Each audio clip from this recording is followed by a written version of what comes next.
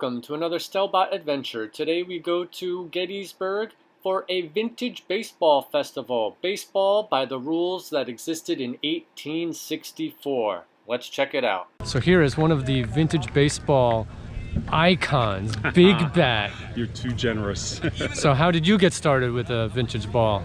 A player named Lip, a former Atlantic, pulled me out of the crowd one day at Old Bethpage Village Restoration and said, "You look like a ball player."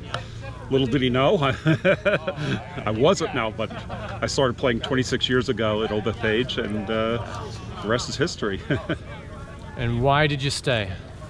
I love the nuances of the game, the history of the game, the camaraderie of the game, the meeting people from different states and different locales is really interesting.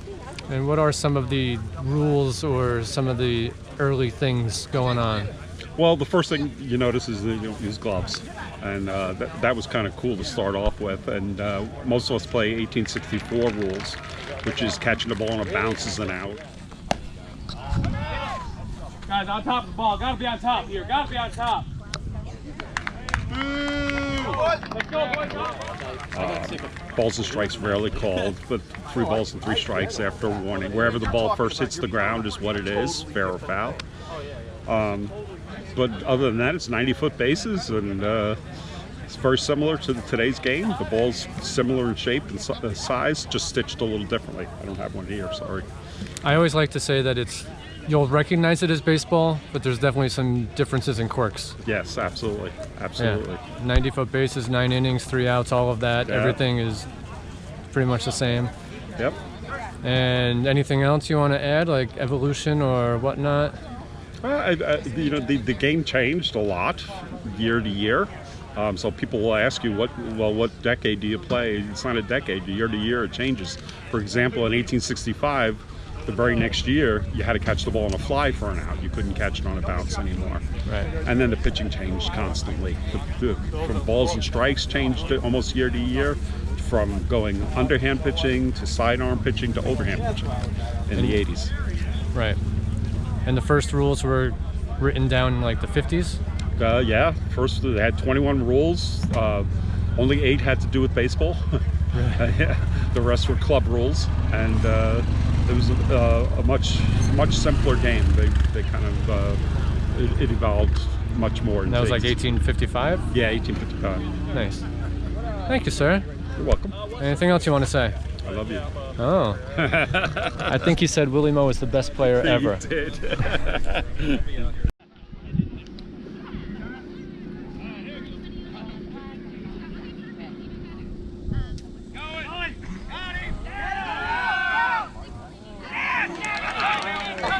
Pass ball. Tried to get the second. He's out. Okay, my name is Michael Pays. I own Bulldog Bats. I hand make all these bats for the vintage players who are here at Gettysburg. No. Nice. And what is different from a modern bat to a vintage bat?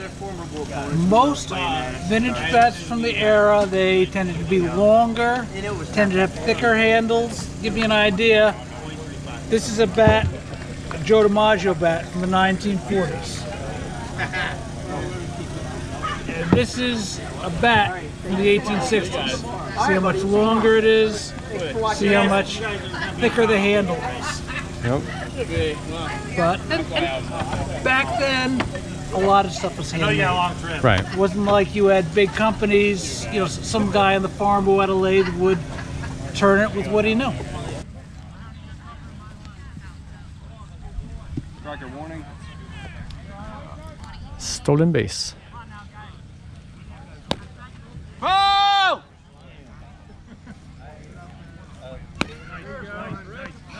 Ooh, right off the shortstop's hands. Run, Callie. Shakespeare, how are you? Good.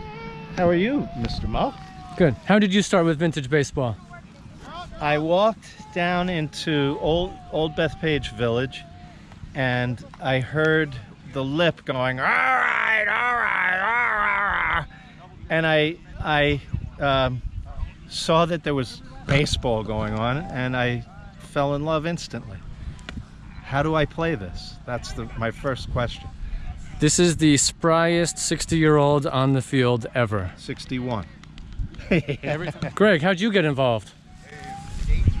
I heard from a coworker that there was baseball at Old Bethpage Village without gloves, and they played in the rules of the 1860s, and I thought, this sounds insane, and I have to check it out. And 22 years later and 5 broken fingers, I haven't stopped playing. So it's pretty cool. What is your favorite part of the game? I guess the teams you meet, the people you get to see out here, it's a good group of people. Whether the people you play with, the people you play against, and we just have a good time out here. He's the reason I got involved. Somebody I went to high school with, went to college with him, and at my 10-year high school reunion said, I know this dude who plays out baseball in Long Island. You love baseball. Check it out. I did, and here we are, 19 years later. 19 years later, I can't get rid of them. Crawler. Hey. Hobo. What's up? Splinter. GoPro. Old Soul. How you doing? Shakespeare. Hey. And Bean.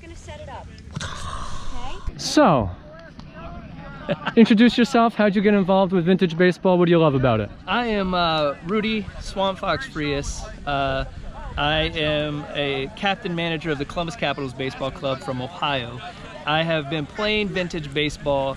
I've been involved in vintage baseball for 30 years. I've been playing for 27. I got involved because my father answered a newspaper ad to put my older brother in an overnight history camp where they woke up the next morning and played vintage baseball against the Ohio Village Muffins.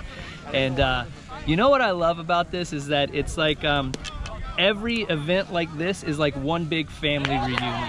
Like I'm seeing my friends from Brooklyn, my friends from Pennsylvania, Maryland, all over. And I love the community that is created out of this amazing thing called vintage baseball. Did you play in New York at some point? I did. I played in the summer of 2008. I played for the Gotham Baseball Club, and that was the best summer of baseball I've ever played. No, I love the Capitals, I love the Muffins, I love Ohio, but that was the best summer. That's because New York vintage baseball is the best. Hey, you hear it here. That's right. So I enjoy now a lot of people are going to get upset when I say fair foul, but I love the idea that the ball is deemed fair by where it first makes contact. So whether you do it intentionally or not, I love watching someone take a big swing and the ball hit right in front of their feet and kick into the bench, and then they got to run. That's my favorite part. You can get an easy double out of that if the other team is not paying attention. Absolutely. And some people do it on purpose all the time. All the time. And some people just do it accidentally. Those jerks that do it on purpose, you gotta watch out for those guys. I think you might be looking at one, I don't know. Anything else you want to say? Yeah, this has been a treat, man. We played in Michigan a couple weeks ago, and I wish I had his post-game speech on film, because that was amazing. Thank you. I try to make up for speaking because I don't do well playing, so I try to make up for it with a performance. That's not true, but thank you, sir. Hey, man, no problem. Grounder to short. He's out. I am Taylor T-Bone Toronto. I got involved, I think about 7 or 8 years ago with, I actually started with the Mutuals. I got introduced, and then I came over to the Atlantics. And what do you love about vintage baseball?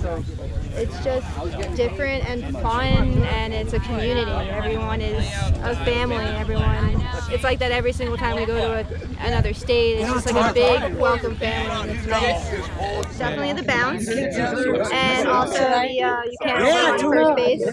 That's the other that gets me. Yes, that's a good one. Don't overrun first base. Yeah, slide into any base. Well, thank you so much. So my name is Shoeless for obvious reasons. Easy nickname for everybody, unless you're the Atlantics, and then my name is Bunty because I can't swing a real bat. But I got into vintage baseball. I was actually just telling this story to my team. At the Farmers Museum in Cooperstown, we went on a field trip in 4th grade, and there was some guys playing town ball. So like 3 years ago? Yeah. I love you. You're the best. A little rain don't stop vintage baseball.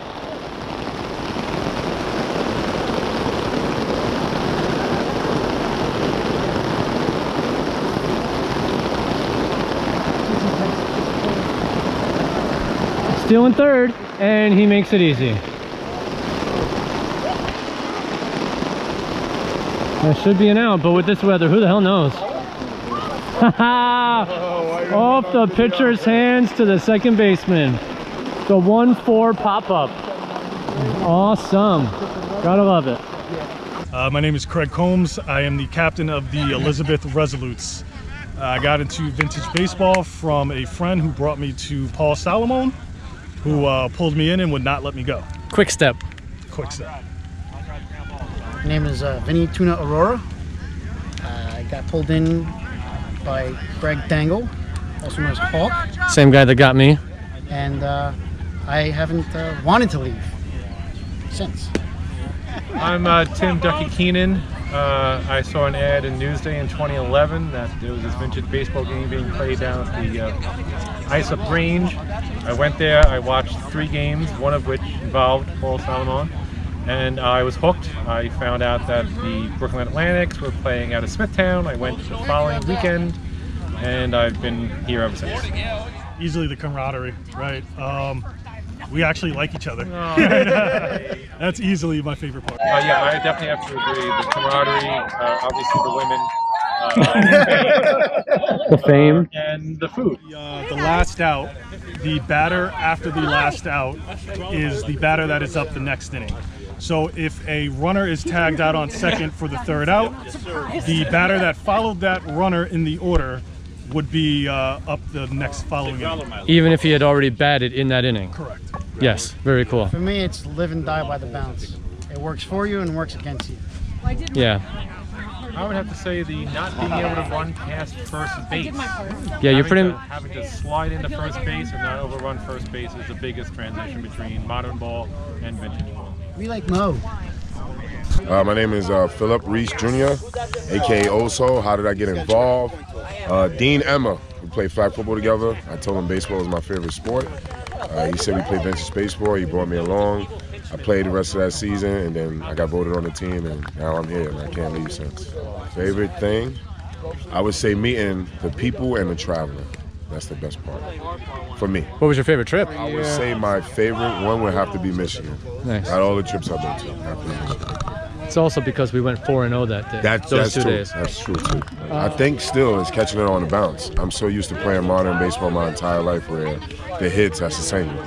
And now that you catch it on the bounce, it makes you want to get to the spot even harder to catch it on the bounce to get somebody out. That seems to be a pretty popular answer. The interesting thing, you can start tagging up. Once the ball bounces, you can run. Yes. No matter what. If they catch it on a bounce, the batter's out, but you can still go as far as you want as a runner. He's absolutely So that's correct. one of the more definitely That's interesting one of the things. best rules too. So there you go. Thank you. You're welcome, bro. Thank you for joining us on this Stelbot adventure as we talked vintage baseball.